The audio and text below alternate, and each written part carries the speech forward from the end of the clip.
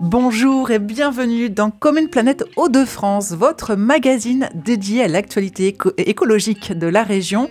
Aujourd'hui, donc, émission spéciale avec la Voix du Nord, la dernière pour 2024, juste avant les festivités de Noël, pour parler frites et environnement. 4 industriels belges et canadiens sont en train d'investir notre territoire avec de grands projets de transformation de pommes de terre.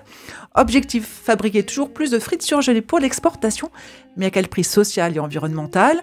Une question se pose alors pour la filière de la pomme de terre, comment rester rentable sans nuire à la planète? Ce magazine a été préparé avec Fabrice Bourgis, journaliste à la Voix du Nord de Douai. Bonjour Fabrice. Bonjour Anne. Et nous sommes ravis d'accueillir dans les studios de RCF à Lille Alain Dekeker. Bonjour. Bonjour. Vous êtes secrétaire général de l'UMPT, Union nationale des producteurs des pommes de terre et agriculteurs à Avesnes-le-Sec. Et puis Thierry Dereux, bonjour. Bonjour. Président de France Nature Environnement Hauts-de-France, une fédération d'associations régionales de protection de la nature et de l'environnement. Vous suivez de près un des projets industriels, notamment à Cambrai.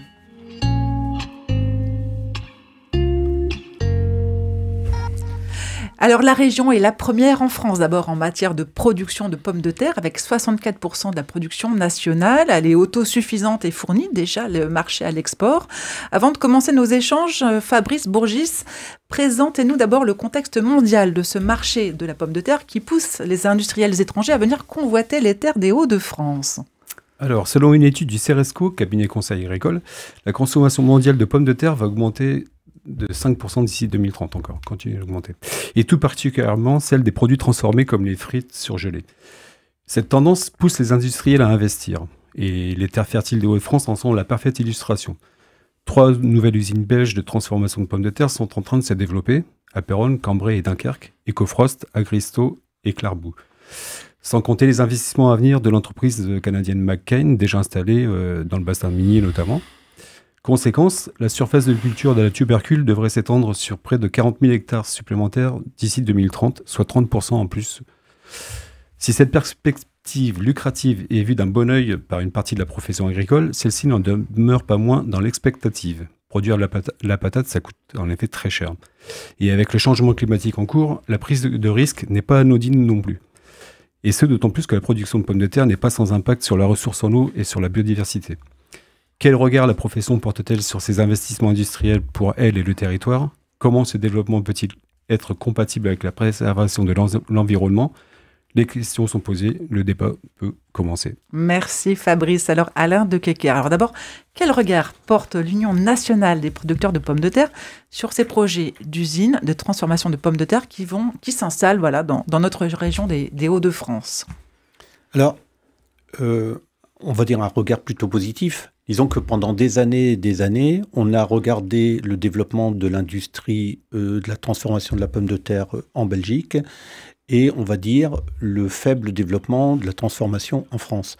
Donc aujourd'hui, qu'il y ait de nouveaux industriels qui s'installent en France, on va dire pour le producteur, on va dire ça ne change pas forcément grand-chose. Par contre, pour le citoyen, qu'on est tous, eh bien, c'est plutôt une bonne nouvelle parce que c'est créateur de valeur ajoutée pour le monde agricole, mais c'est aussi, développement d'une activité économique, en termes d'emploi, en termes d'investissement et tout ça. Donc, c'est plutôt, on va dire, une bonne nouvelle, quoi. Ah, effectivement, en termes d'emploi, rien que Agristo sur Cambrai, on pourrait avoir 350 emplois créés, et donc c'est un peu vrai pour les autres sites.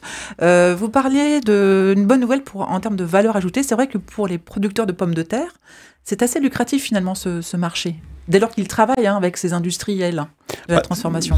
C'est assez lucratif, on va dire. C'est une production qui est quand même extrêmement coûteuse en moyens de production. Mais au final, c'est quand même plus rentable que le blé, je crois. Disons qu'aujourd'hui, oui, c'est plus rentable que le blé. Disons que le blé, on est sur un cours mondial qui évolue au fil du temps. On va dire, il y a 2 ans, le blé valait à peu près 300 € et c'était, on va dire, assez lucratif. Aujourd'hui, il vaut même pas 200. Ça l'est beaucoup moins, voire plus du tout. Donc, du coup, c'est mieux de faire de la pomme de terre. Et je pense que ce qui est bien aussi, c'est que aujourd'hui, on ne peut pas faire de la monoculture. C'est-à-dire que pour un environnement agricole, pour une exploitation agricole, avoir une production dans le cadre d'un assolement, eh bien, c'est quelque chose de bien, y compris pour les cultures et pour l'exploitation agricole par elle-même, c'est-à-dire, et pour l'environnement également, parce que on parle souvent dans certaines régions de monoculture, de telle ou telle culture, de la vigne ou du maïs et tout ça. Nous, on n'est pas dans ce cas-là. Nous, on a un assolement, on a beaucoup de cultures industrielles, on a la betterave, on a les pois, on a le lin, on a... Oui, il y a une diversification qui est quand même nécessaire. Et c'est bien pour l'environnement, d'ailleurs. Vous êtes exploitant vous-même, vous travaillez la pomme de terre, vous avez à peu près une centaine d'hectares de pommes de terre. Oui, c'est ça, oui. Comment ça se passe, vos relations avec les industriels, justement, de la pomme de terre? Comment vous vivez ça depuis plusieurs années, vous? Alors, disons qu'il y a, selon les industriels, les relations sont un peu différentes. On va dire, aujourd'hui, moi je travaille avec des industriels qui discutent tous avec une organisation de producteurs. C'est-à-dire que quand je travaille avec Avico principalement, mais je travaille également avec Macken, je travaille également avec Mousseline, et il y a au sein de ces industriels-là, des discussions avec une organisation de producteurs qui a été créée. Moi-même, je suis responsable d'une organisation de producteurs. Et donc, aujourd'hui, on essaye d'avoir une production la plus résiliente possible et la moins impactante aussi pour l'environnement. Mais une année comme 2022 où la rentabilité, où la production est plus faible, comment ça se passe en fait? Ils sont plus exigeants, enfin, vous signez des contrats, il y a des contrats à respecter, comment ça se passe en fait? Là encore, ça dépend beaucoup des industriels. On va dire qu'aujourd'hui, en 2022, on a eu une production qui, au global, était en moyenne de 38 tonnes hectares. C'était vraiment très faible. Or, la production est faite sous contrat. C'est-à-dire quand on livre l'industrie, on a à peu près 80% de la production qui est contractualisée. C'est-à-dire que avant de produire, eh bien, on signe un contrat de production. On signe un contrat d'achat de plants de pommes de terre et on produit. Donc, on connaît exactement quelles sont les modalités de production, quelles sont les variétés qu'il faut produire et un peu comment ça se passe. Bon, là où il y a des différences qui peuvent être assez importantes d'un industriel à l'autre, c'est qu'une année comme 92, on était dans une situation assez particulière, un peu en cas de force majeure. C'est-à-dire qu'on n'avait pas la possibilité de livrer l'intégralité des contrats qu'on avait signés parce qu'il y a beaucoup de parcelles qui ont fait des rendements extrêmement faibles. Voilà. Et donc, du coup, il y a des industriels qui reconnaissent la force majeure, c'est-à-dire qu'il y a des industriels qui vont dire, bon voilà, vous livrez ce que vous avez produit et c'est tout. Il y en a d'autres où là, c'est un peu plus compliqué, c'est-à-dire que vous avez signé un contrat, vous honorez votre contrat, production ou pas, on ne reconnaît pas. Parce qu'on reviendra plus tard dans l'émission, mais c'est des choses qui risquent de se répéter avec les aléas climatiques. Alors justement, on va peut-être en venir quand même aux impacts de ces projets quand même à venir, parce que c'est vrai que ça inquiète. Thierry Dereux, de votre côté aujourd'hui, quelles sont les craintes majeures autour de l'arrivée de ces grands projets industriels? Il y a plusieurs craintes qui sont liées d'abord à l'extension de ces entreprises, à la consommation d'eau. C'était un point qui avait été souligné lors de la concertation qui a eu lieu pour Agristo. Il faut rappeler que ça fait 1 200 000 m3 d'eau par an. Donc c'est un problème et on multiplie donc le nombre d'entreprises. Et deuxième crainte, c'est que, j'ai ramené d'ailleurs une photo, c'est de dire clairement des champs infinis, sans haies, au moment où on a des problématiques d'impact climatique sur le ruissellement, comment on freine ces eaux. Et on sort d'épisodes, il y a 1 an maintenant tout juste, d'inondations dans le Pas-de-Calais. Et on a observé clairement qu'il manquait des haies. On abat plus de haies qu'on en construit aujourd'hui. Et c'est un vrai problème. Et notre fédération régionale est très axée sur cette réflexion-là, d'essayer, surtout dans l'Aisne, je prends l'exemple, de dire mais arrêtez de détruire des haies parce qu'elles sont nécessaires pour cette eau. Après, il y a un autre point qu'il faut absolument éclaircir, je crois, pour le citoyen, c'est que la pomme de terre, c'est aussi un traitement.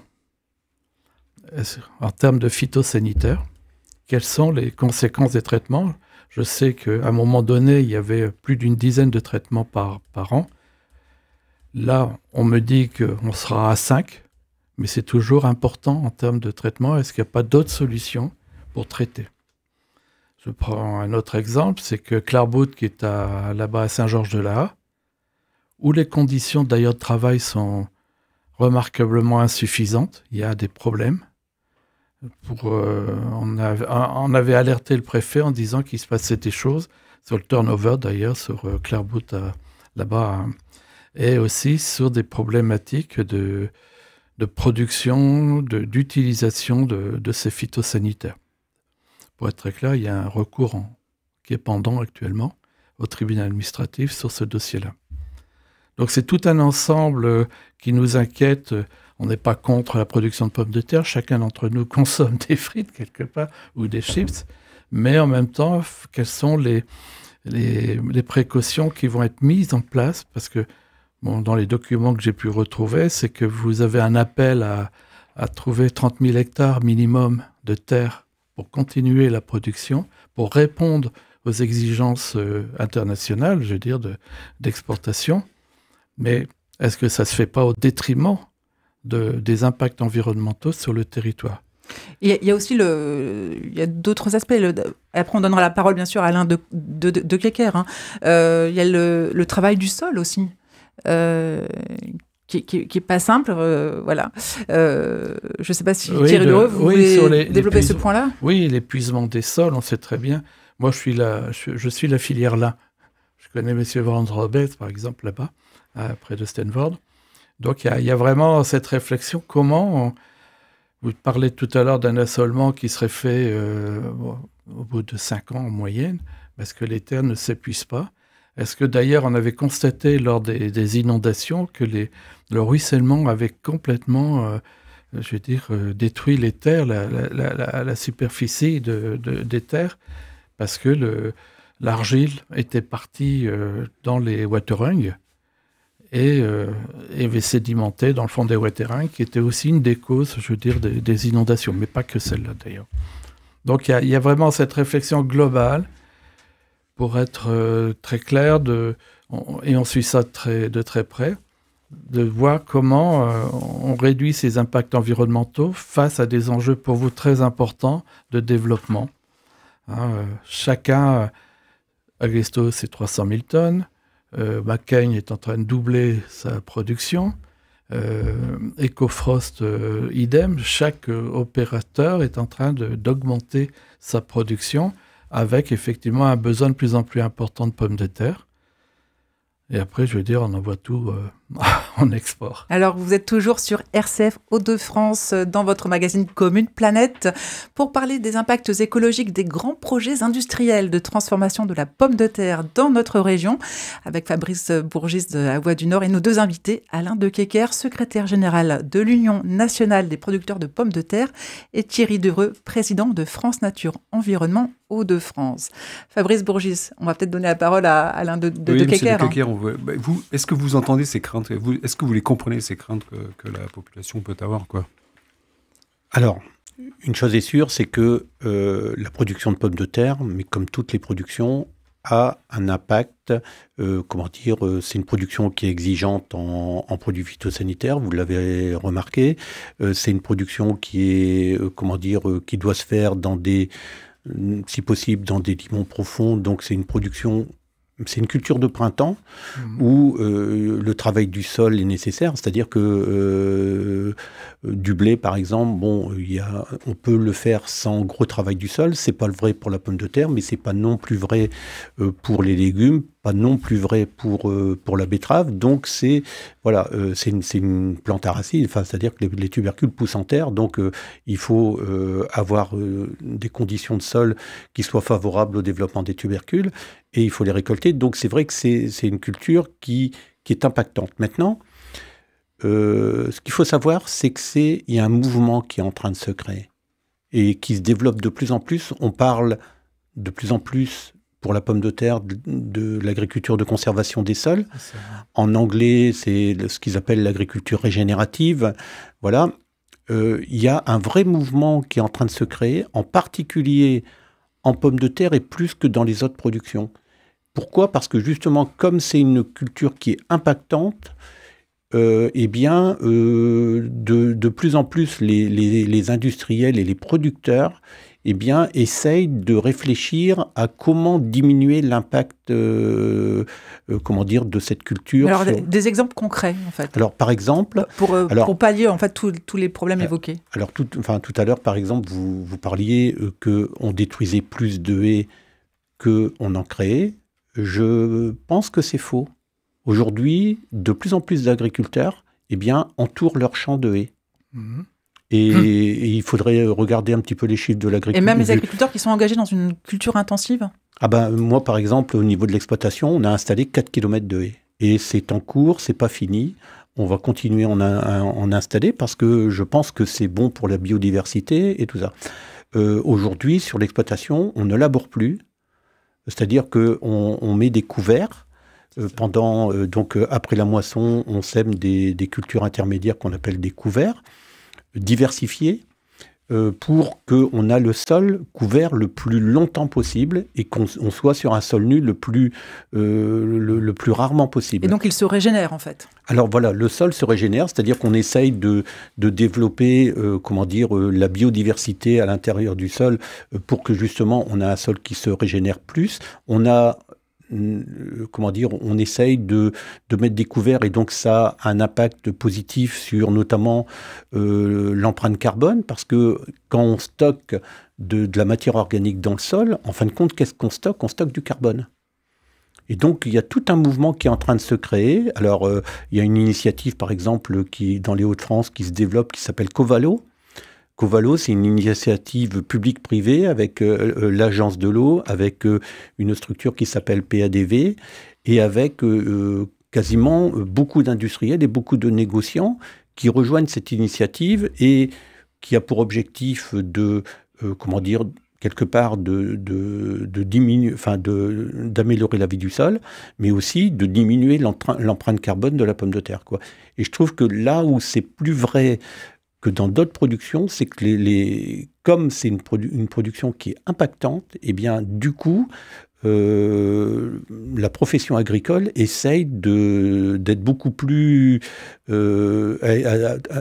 essaye de trouver les moyens de limiter l'impact de cette production. Après, sur la problématique des phytos, aujourd'hui, je le dis souvent, mais le plus gros problème de la production de pommes de terre, c'est le mildiou. Mmh.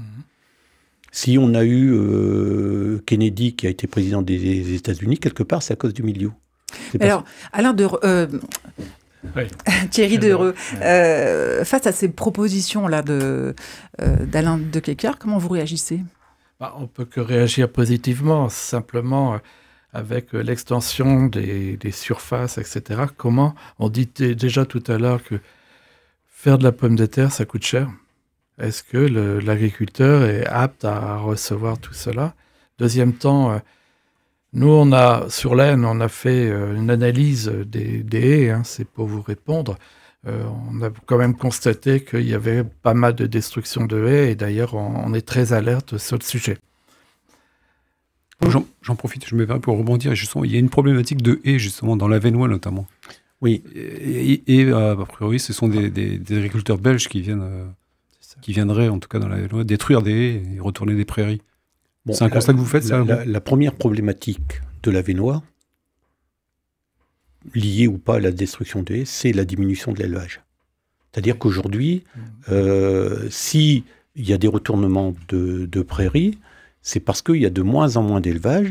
Et il y a de moins en moins d'élevage parce que de plus en plus, on a la tendance lourde, c'est qu'on consomme moins de viande, qu'on consomme moins de produits laitiers, que beaucoup de monde considère que c'est un bien pour la planète de consommer moins de viande et moins de produits laitiers et tout ça. Et donc, du coup, la problématique, c'est que qu'est-ce qu'on fait de ces parcelles qui étaient destinés à l'élevage et qui aujourd'hui peuvent être des très bonnes parcelles pour produire des productions comme la pomme de terre, mais d'autres productions également, quoi. Voilà. La première problématique, il ne faut pas se tromper, c'est d'abord une problématique de diminution de l'élevage.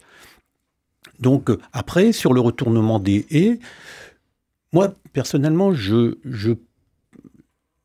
peux comprendre qu'on détruise des haies à condition d'en refaire. C'est-à-dire que une haie qui handicape trop la production, ça peut être gênant. Ce qui n'est pas acceptable pour moi, c'est de ne pas en remettre. C'est-à-dire, mais aujourd'hui, clairement, il y a un mouvement, et ça, je pense que vous pourriez vous renseigner auprès de la Chambre d'agriculture. Tous les ans, il s'installe plus de haies qu'il ne s'en détruit aujourd'hui. Ça, c'est une certitude. Alors, sur ce dossier de la pomme de terre, de la transformation de la pomme de terre dans les Hauts-de-France, c'est vrai qu'avec Fabrice Bourgis, en préparant ce dossier, on a eu le sentiment finalement que c'était vraiment un marché très capitalistique. On voit l'arrivée de ces grandes usines sans aucune finalement régulation du marché. Moi, j'ai demandé à une autre association qui fait partie de FNE, à Picardie Nature, à Patrick Thierry, si on pouvait regretter l'absence de politique publique régionale de régulation finalement de ce marché quand on voit tous les impacts à court et moyen terme. Voilà sa réponse et je vous demanderai de réagir après. En fait, c'est quand même des politiques nationales et des politiques européennes. Quand on voit la construction de la politique agricole commune, elle est plutôt organisée, ses spécialisations, pour des raisons de coûts de production. À partir du moment où vous concentrez la production de pommes de terre sur un territoire de la région des Hauts-de-France et vous concentrez les usines à cet endroit-là, vous réduisez les coûts de production. Alors ça va pas très loin puisqu'en fait ça ne prend pas en compte des coûts cachés qui est la qualité de l'eau qui sera de moins en moins potable, ni l'épuisement des sols. Et on n'est pas dans une démarche de développement durable et on est sur une spécialisation par région. Voilà, la Bretagne, c'est l'élevage porcin intensif. Chez nous, c'est pommes de terre et betteraves. Thierry Dereux, Alain de Kecker, est-ce qu'on est condamné finalement à subir cette spécialisation régionale pour répondre à cette logique de coût? Après, vous posiez bien en intro, la région de France, c'est les 2/3 de la production de pommes de terre. Au niveau national? Au niveau national. Patrick Thierry est en même temps président de Picardie Nature et vice-président de France Nature Environnement Hauts-de-France. Et il est plus spécialisé dans tout ce qui est problématique faune, flore, etc. Donc dans ces domaines-là. Moi, je dirais à titre personnel, plus dans l'énergie, dans les problématiques énergie. Mais je le rejoins sur ce côté de spécialisation et c'est ce qu'on dit depuis tout à l'heure. Est-ce qu'on part vraiment dans cette dimension d'augmenter les surfaces et puis, comme je vous dis, vous parlez de... Regardez, le problème de la préservation, de la biodiversité, ça passe par là aussi. Et c'est ça qui est compliqué à gérer pour vous, pour les entreprises. Alain de Kecker, c'est un peu la fin de l'émission. On voit bien qu'aujourd'hui, il y a des pratiques qui se tournent vers une sorte de résilience agricole. Mais est-ce que ça va aller assez vite pour pallier tous les problèmes qui ont été évoqués?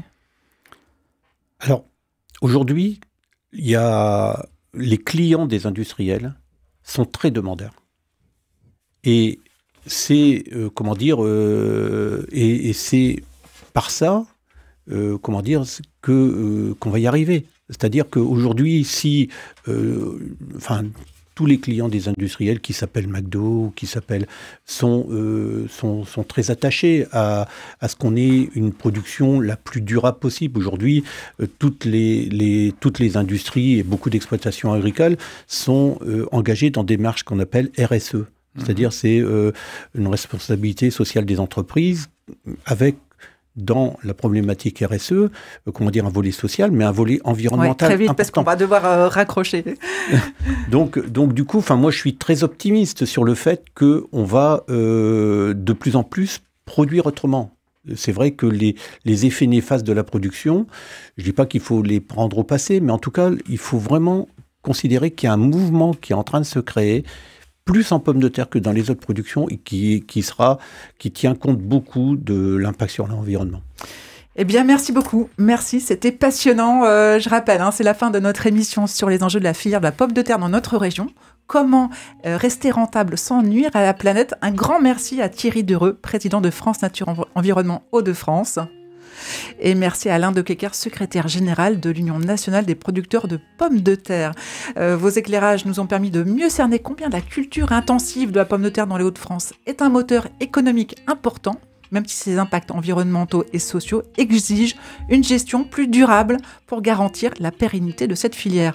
Merci à Fabrice Bourgis de La Voix du Nord, à Mathieu Dubois pour la réalisation, et on vous souhaite de belles fêtes de fin d'année. Merci. À l'année prochaine pour un prochain débat Voix du Nord RCF. Le 22 janvier, on s'intéressera au transport gratuit dans le bassin minier à compter du 1er janvier 2025.